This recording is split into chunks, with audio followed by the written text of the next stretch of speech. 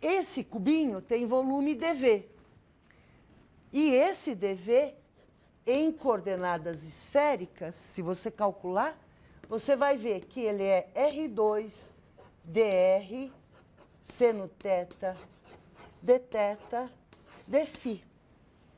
Então, você volta lá em cima, né? Volta lá em cima. E agora, só para eu poder economizar o espaço, eu vou escrever aqui o quê? A densidade de probabilidade, deixa eu escrever mais bonitinho, no ponto R θ φ, multiplicado pelo psi de R θ φ, e agora eu vou multiplicar pelo dV. Então, R2 dr seno θ dθ, e acabou a lousa, dφ. Então, eu calculei a probabilidade, a hora que eu peguei a densidade de probabilidade e multipliquei pelo dV, eu obtive a probabilidade de encontrar o elétron entre R e dr, nesse elementinho de volume lá em cima, entre R e R mais dr, entre θ e θ mais dθ, e entre φ e φ mais dφ, tá? Que é aquele voluminho que eu pus lá em cima. Então, ó, ao multiplicar pelo volume, eu obtive a probabilidade de estar naquele cubinho, naquele pontinho. Yes? É legal, vai. Bom, em algum lugar o elétron está. Isso significa que a imposição de que você tem que integrar em todo o volume, quer dizer, fazer o R variar de 0 a infinito, o θ variar de 0 até π, e o φ variar de 0 a 2π, eu integrei no volume todo, tem que dar 1. O 1 é a certeza de que ele está lá. Né? E aqui exatamente que pega aquele negócio que eu falei para vocês. Se a função for finita no infinito, você não vai conseguir brecar, porque, olha, a hora que você está integrando de 0 a infinito, o raio vai ficando cada vez maior. Então, o volume vai ficando cada vez maior. Se o negócio não tender a 0 lá longe, você nunca vai conseguir fazer isso, ficar um número 1. Você nunca vai achar uma constante que, multiplicada pela integral, vai dar finita, vai dar 1. Né? E aí, pode dar 327. Você divide por 327, você normalizou. Não é o problema, é o problema ser infinito. Porque aí você não pode dividir por infinito para dar 1. Né? Você estaria derrubando toda a tua interpretação probabilística nesse caso. Então, essa é a interpretação probabilística da psi diretamente. Mas, muitas vezes, é vantagem para a gente não... Na realidade, é difícil pensar em R, θ, φ ao mesmo tempo. Né? É muito difícil, porque você consegue desenhar uma função que depende de uma variável facilmente na lousa. Você põe a variável no eixo x, o valor da função no eixo y e desenha. Bico. Você consegue desenhar muito bem uma função com duas variáveis e pondo o valor da função no terceiro eixo. Você faz em perspectiva. Até eu consigo fazer o desenho. Mas desenhar em 3 dimensões, você não tem um quarto eixo, você não vai conseguir fazer isso em 2 dimensões, muito menos. Né? Então, é difícil de você imaginar isso no espaço. Então, requer um pouco de imaginação, que eu estava brincando, um pouco de imaginação espacial, mas a gente chega lá, não tem problema. Então, muitas vezes, você facilita se você dividir o seu problema e pensar apenas na parte radial e depois apenas na parte angular. Facilita, mas não tem jeito. O problema é um problema que envolve as 3 coordenadas ao mesmo tempo. Tá? Tem que levar a sério.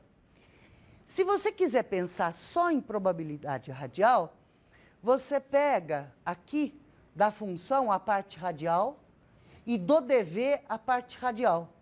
E escreve, acho que eu não sei se eu tenho na próxima transparência, acho que eu tenho. Aqui. Seria o equivalente a você achar uma probabilidade agora só radial. Equivalentemente, como você está olhando só para o raio, você pode integrar sobre todos os θs, integrar sobre todos os φ. Se você integrar sobre todos os θs, sobre todos os φ, você obtém um 4π, que é o ângulo sólido total.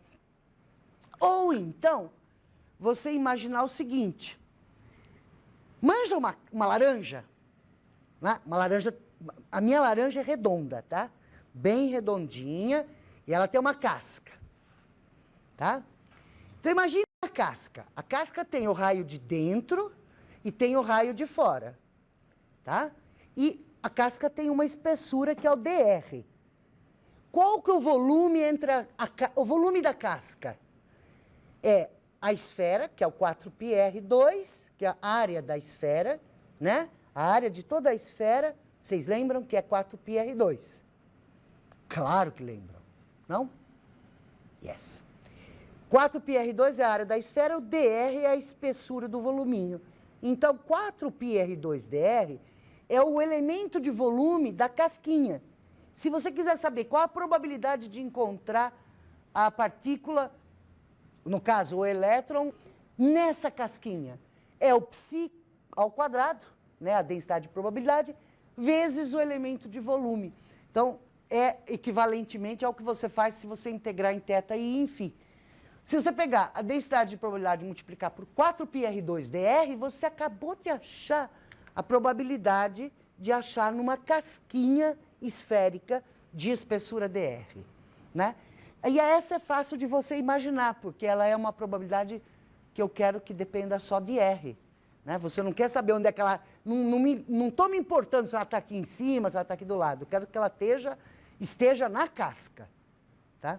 Então, essa é a probabilidade radial que a gente fala e também será normalizada. Em algum raio o elétron tem que estar. Então, se eu integrar a probabilidade radial de 0 a infinito, eu também tenho a certeza que ele está lá. Vai dar 1. Tá?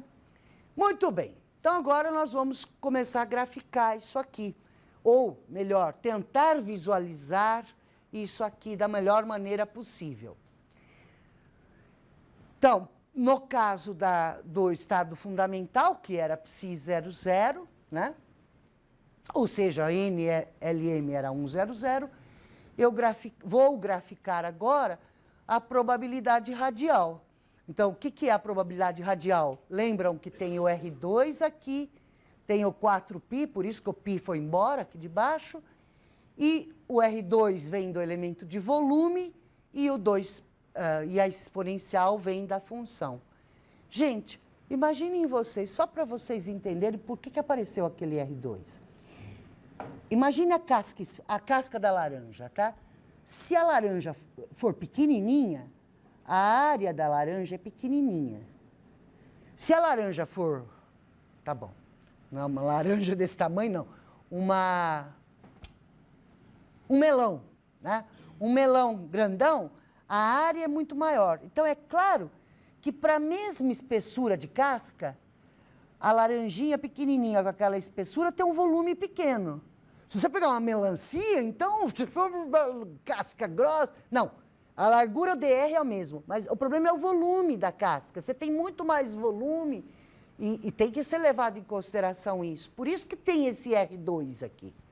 Né? Intuitivamente, você está comparando cascas de tamanho, de espessura igual, mas uma coisa é uma casca de uma laranja, outra coisa é a casca de um melão ou de uma... né? Vai crescendo com o raio. Então, cresce quadraticamente, por isso que tem o R2 aqui, tá? Então, tá bom. Então, esse R2 é o que vem do raio, e essa exponencial ao quadrado aqui é exatamente essa que está aqui. Então, vamos imaginar. Como é que eu vou imaginar essa densidade de probabilidade radial, né?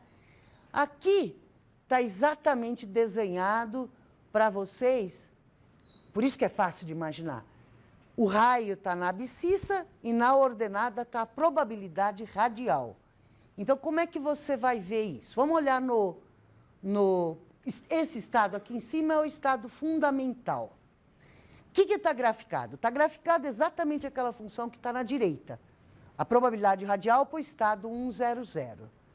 O R0, que está aqui embaixo, é meramente o raio de Bohr ao cubo, no caso do denominador, ou o R0 no expoente.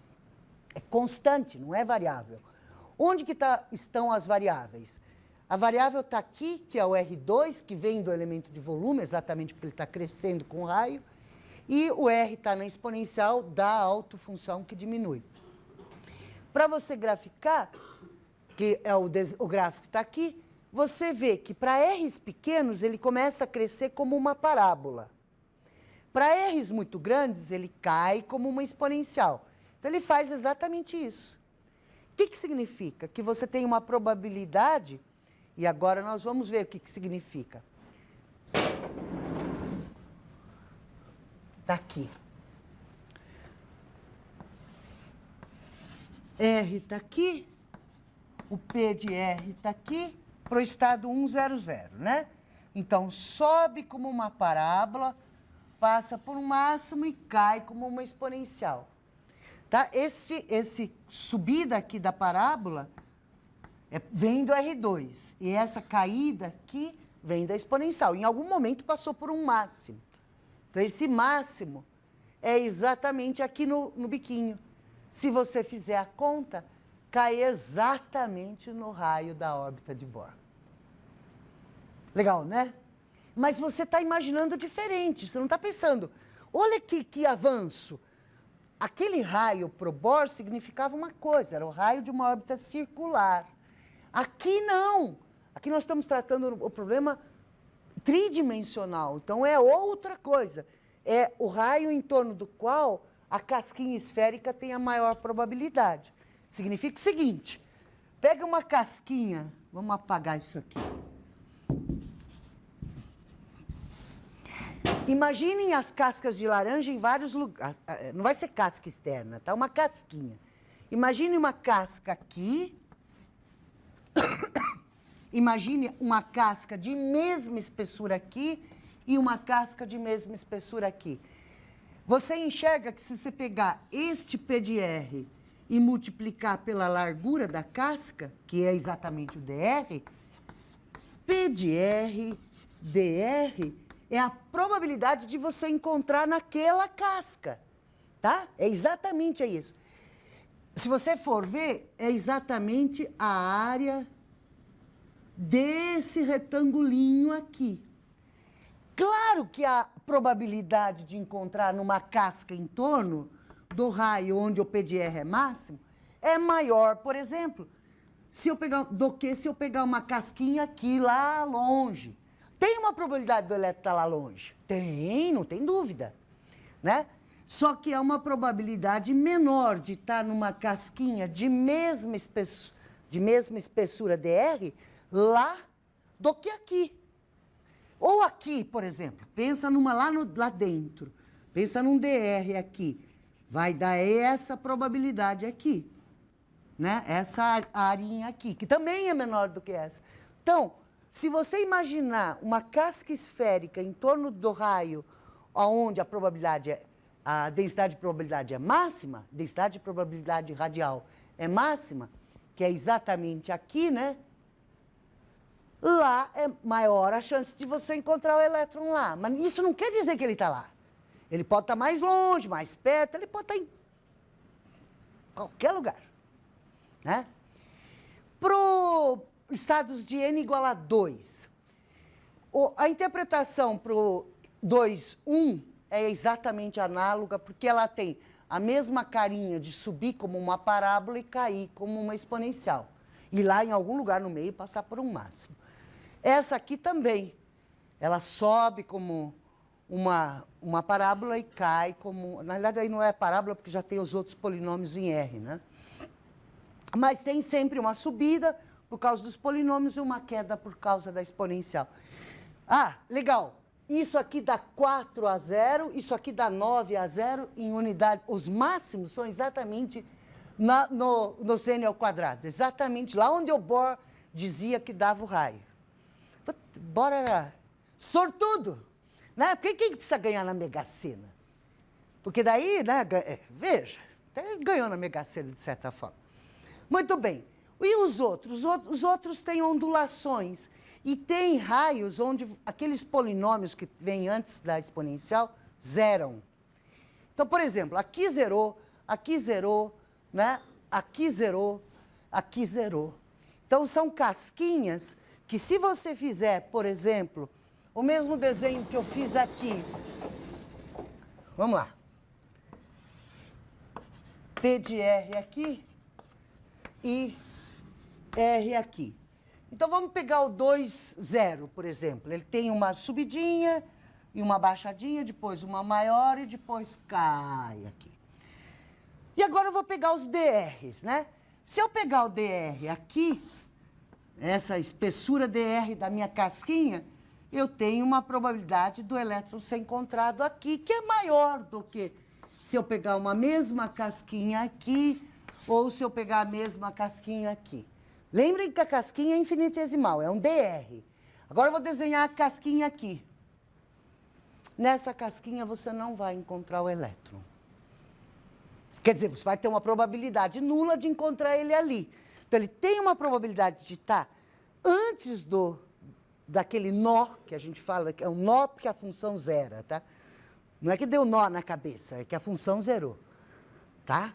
Então, ele pode estar, sim, ele pode estar dentro desse raio. Vamos supor que esse primeiro ponto aqui, né? Ele pode estar aqui, eu posso até calcular a probabilidade. Basta eu fazer a integral da função de 0 até aqui. Eu sei calcular a probabilidade dele estar para dentro.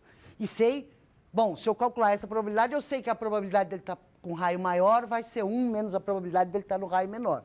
Então, aí eu preciso ser inteligente para fazer. Mas vamos lá. Então, vocês entenderam o que eu falei, né? Da casquinha esférica aqui. Se eu fizer a casquinha esférica aqui, ele não está. Ele pode estar aqui, ele pode estar aqui. E assim você fatia, né? Você fatia a função da densidade de probabilidade radial. A hora que você faz a casquinha de DR, é só você calcular a área debaixo da curva.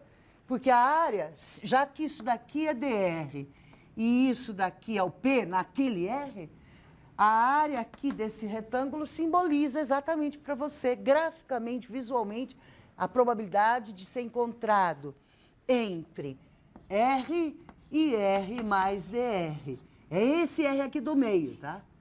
Porque o intervalo é infinitesimal. Yes?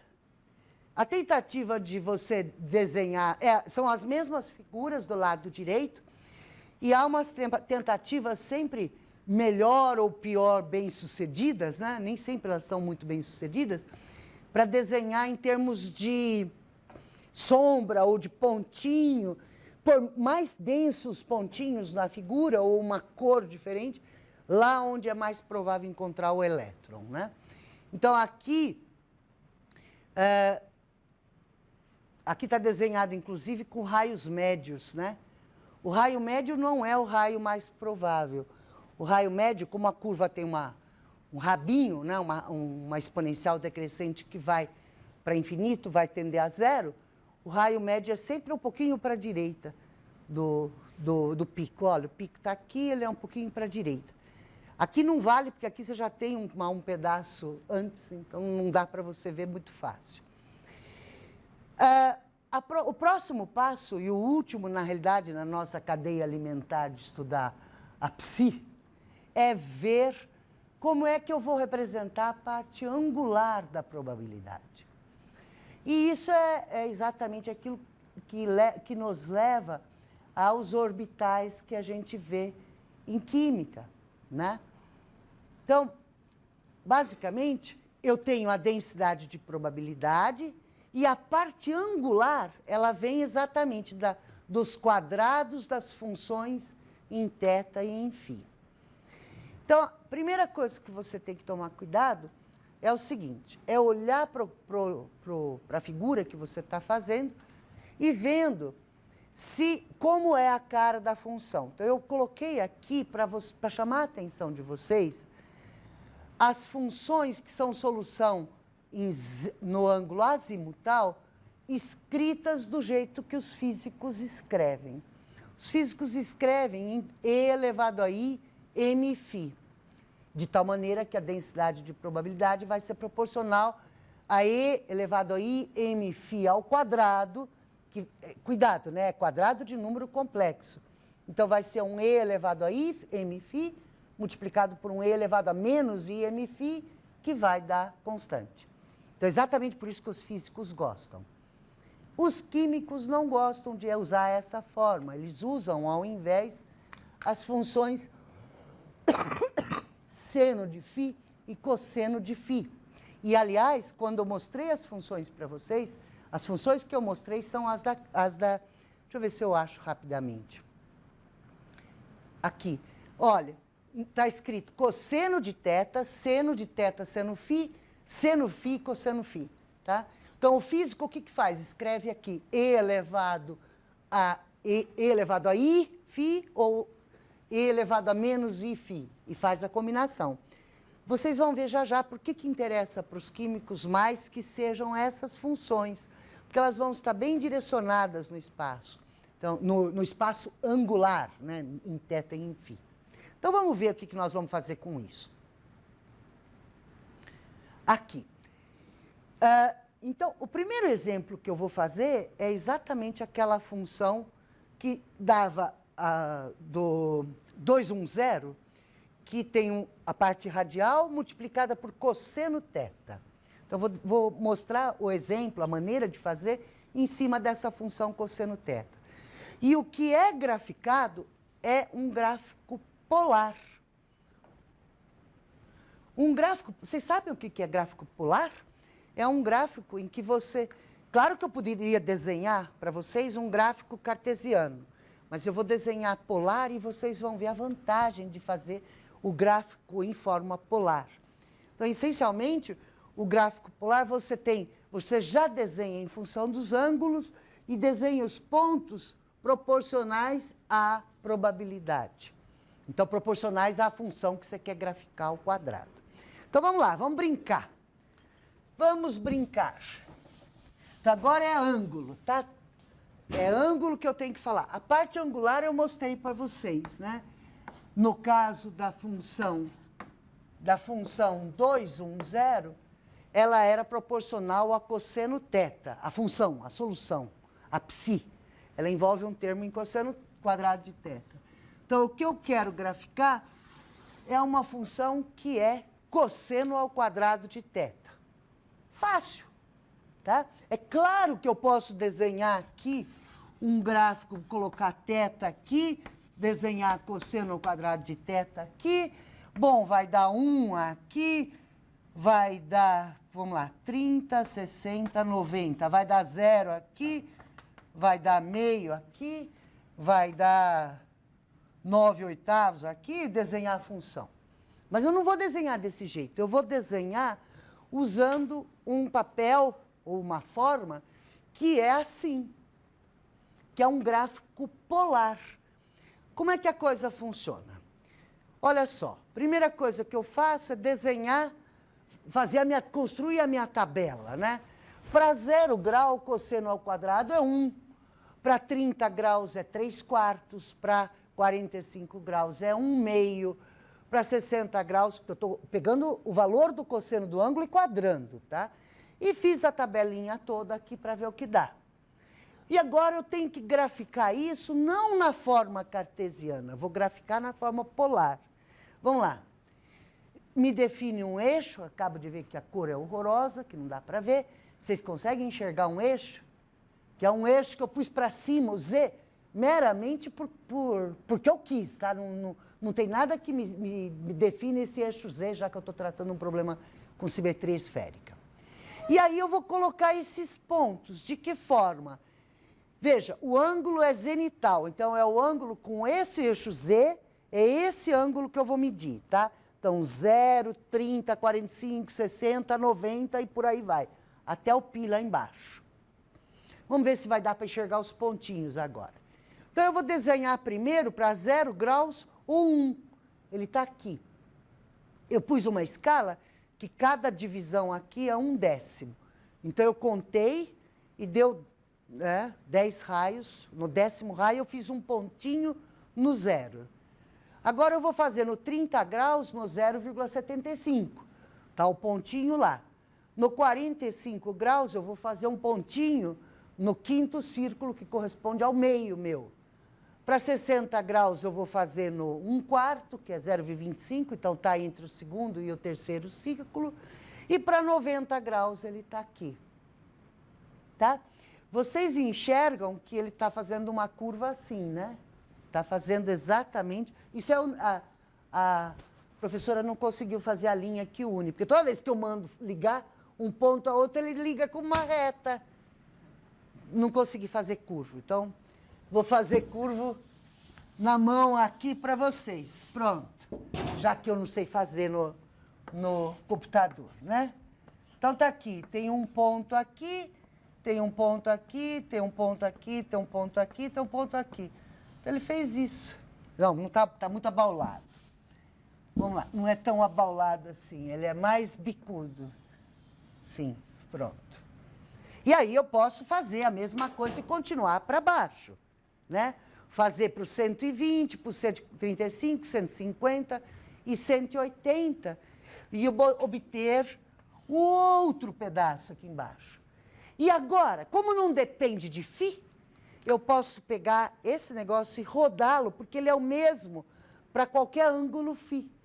E eu obtenho aquele orbital que vocês viram que é o PZ. Acharam? Viram? Enxergaram? O que ele está falando? Ele está falando, essa forma me diz direto aonde que é geograficamente sobre a esfera, né? Se você pensasse em termos da esfera e onde é que é provável encontrar, a densidade de probabilidade é maior na calota e é 0 no equador. Né? É isso que você está falando. Porque no 90 graus, quando for 90 graus, não tem probabilidade. A densidade, quer dizer, não é que não tem probabilidade. A densidade de probabilidade a 90 graus é 0. Então, a densidade maior, em termos de ângulo, é nas calotas. E não importa se é onde está o pinguim ou onde está o urso polar, porque é igual, é simétrico. Certo? Quando você vai fazer a mesma coisa para as outras duas funções, que são o seno, aí é um pouquinho mais difícil de você visualizar. Mas, teoricamente, você vai obter... Porque aí você tem que graficar em termos de seno, né? Seno θ cosseno φ ou seno θ seno φ. E aí você vai chegar numa figura que é muito parecida com essa, só que ela está aqui em volta do x ou em volta do y. Né? O que vão ser os orbitais, então, px e py. Que, então, indicariam para você, se você pegar os dois, é mais fácil de imaginar, os dois juntos somados, eu digo fazer o seguinte, quer ver?